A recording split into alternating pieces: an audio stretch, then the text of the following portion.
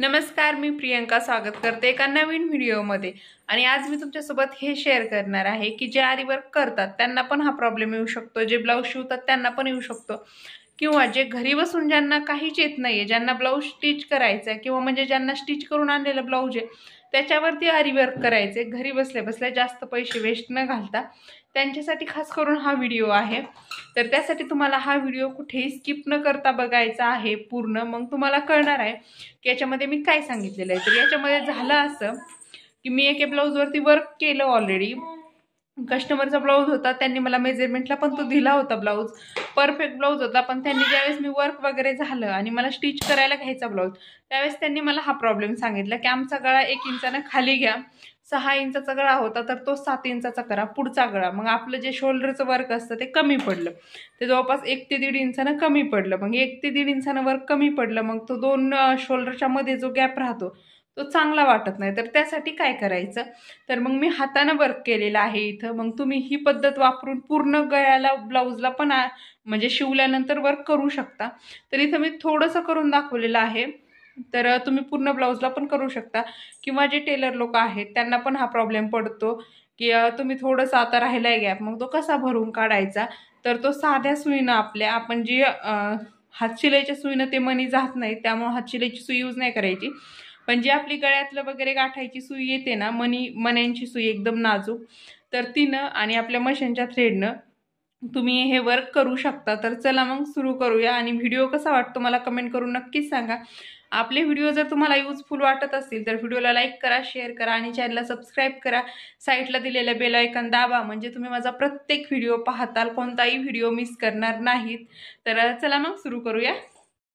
तर इथं बघू शकता तुम्ही, बरोबर आपला थोडासा गॅप पडलेला आहे, तर तोच आपल्याला भरून काढायचा आहे। तर त्यासाठी आपण जसं बाकीचं वर्क आहे ना सेम त्याच पद्धतीनं वर्क करणार आहोत, फक्त आता आपण इथं साध्या सुईनं वर्क करून घेणार आहोत। तर त्यासाठी इथं बघू शकता मी साधी सुई घेतलेली आहे। तुम्हाला हातशिलाईची सुई घ्यायची नाही, तुम्हाला वाटतं हातशिलाईची सुई खूप बारीक असते तर ती घ्यायची का, ती नाही घ्यायची। तर जी आपण गळ्यातलं वगैरे काठायला सुई भेटते ना, एकदम बारीक असते, म्हणजे त्याच्यातून मणी जायला प्रॉब्लेम येत नाही। हातशिलाईच्या सुईत मणी गुंततात त्यामुळे ती घ्यायची नाहीये। गळ्यातलं गाठायची जी सुई असते तर ती घ्यायची आपल्याला। त्यानंतर इथं बघू शकता मी मशीनचा थ्रेड घेतलाय ब्लाऊजचा मॅचिंग कलरचा, त्याला खाली गाठ वगैरे मारून घेतली आहे। हे सगळं तुमच्या समोर केलेलं आहे आणि बाकीचं पण आता तुमच्या समोर होतंय। तर खालून धागा ओवून घेतला, त्यानंतर पहिला जो एक मणी आहे ना त्याच्यामधून आपल्याला हा धागा काढायचा आहे, म्हणजे आपण जे वर्क करणार आहे ना ते स्पेशल वेगळं दिसत नाही त्यासाठी। तर इथं मी तुम्हाला 2 पद्धतीने सांगणार आहे। आता ही पहिली पद्धत सांगते।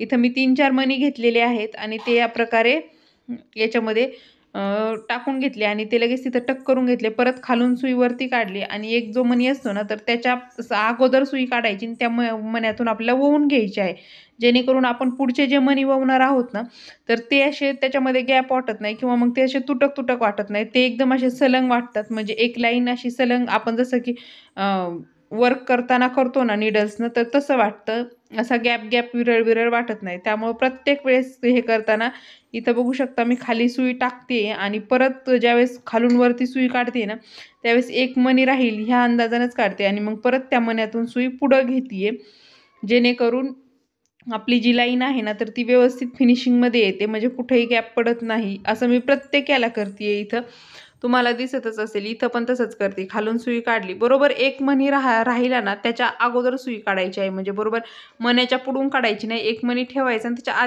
आधी सुई काढायची। तर इथं बघू शकता आता ज्यावेळेस आपण एंड करणार आहोत ना तर त्यावेळेस पण सेम तसंच करते।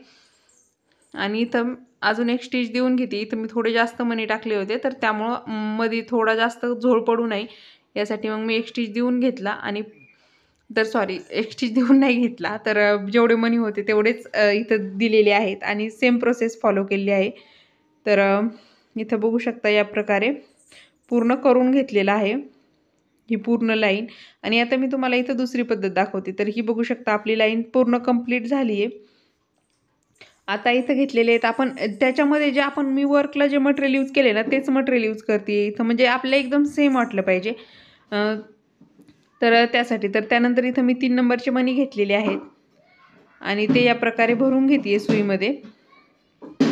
तर इथं मी काय करते, जेवढे पण आपल्याला मणी लागत आहेत ना, म्हणजे तिथं बरोबर जेवढे बसणार आहेत तेवढ्या गॅपला तेवढे घेते।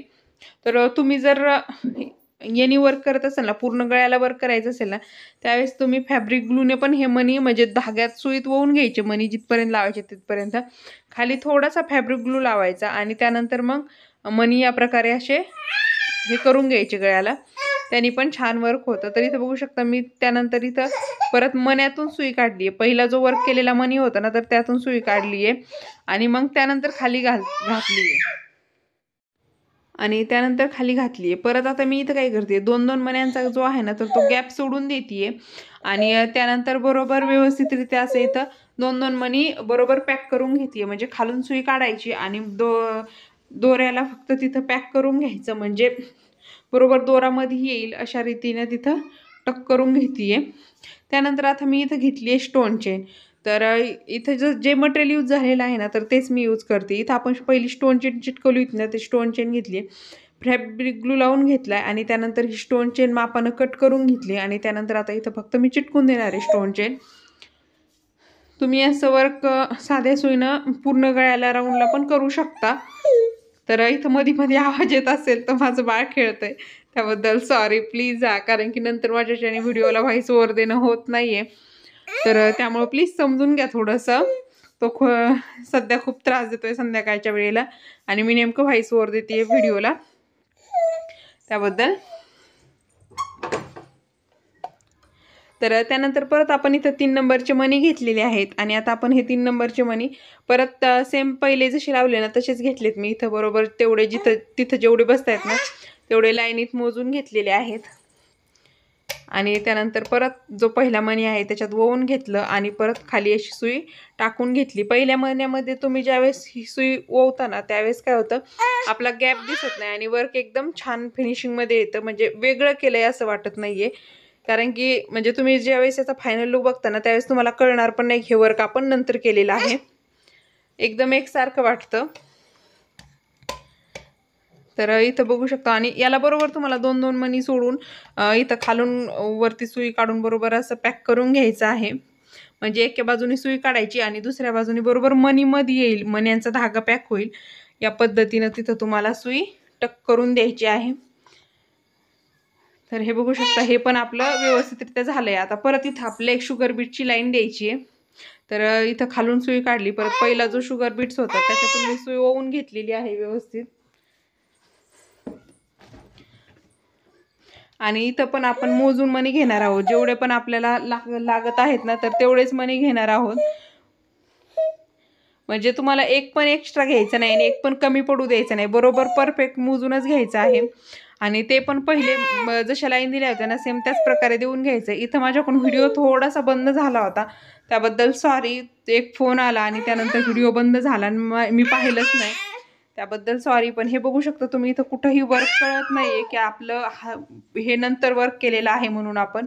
आणि इतकं सुंदररित्या जे आहे ना, तर ते ब्लाऊज आपलं तयार झालेलं आहे. आणि या ब्लाऊजचे जे चार्ज आहे तर तो मी वर्क करायचा 600 रुपये घेतलेला आहे आणि ब्लाऊज स्टिचिंगचा 350 रुपये घेतलेला आहे. तुम्हाला जर कोणाला वर्क वगैरे करायचे असतील ब्लाऊज, तर त्यासाठी तुम्ही कॉल करू शकता. मी नगरमध्ये राहते, स्क्रीनवरती दिलेल्या नंबरवरती कॉन्टॅक्ट करू शकता. आणि आता इथं मी शेवट लास्टला जे 3 ब्लाऊज दाखवलेले आहेत वर्क केले, त्या सगळ्यांचे व्हिडिओ आपल्या चॅनलवरती अवेलेबल आहेत. तुम्हाला जर पाहायचे असतील तुम्ही तिथे जाऊन पाहू शकता, प्राईस वगैरे काय घेतली, किती घेतली ते. तुम्हाला आजचा व्हिडिओ आवडला असेल तर मला कमेंट करून नक्कीच सांगा. अजून कोणत्या पॉईंटवर व्हिडिओ बनवू ते पण कमेंट करत जा, म्हणजे प्रत्येक तुमचा पॉईंटवरती व्हिडिओ बनला जाईल. आणि कमेंटला उत्तर रिप्लाय नाही आला तरी पण तुमची कमेंट मी प्रत्येक कमेंट वाचते, परंतु कधी कधी नाही पॉसिबल उत्तर द्यायला, कारण की जी कमेंट व्हिडिओ बनवायजोगी असते ना, त्याच्यावरती मी डायरेक्ट व्हिडिओज बनवते. हे ब्लाऊज कसे वाटले मला कमेंट करून नक्कीच सांगा. मी कस्टमरला अशा प्रकारे ब्लाऊज पॅक करून देते.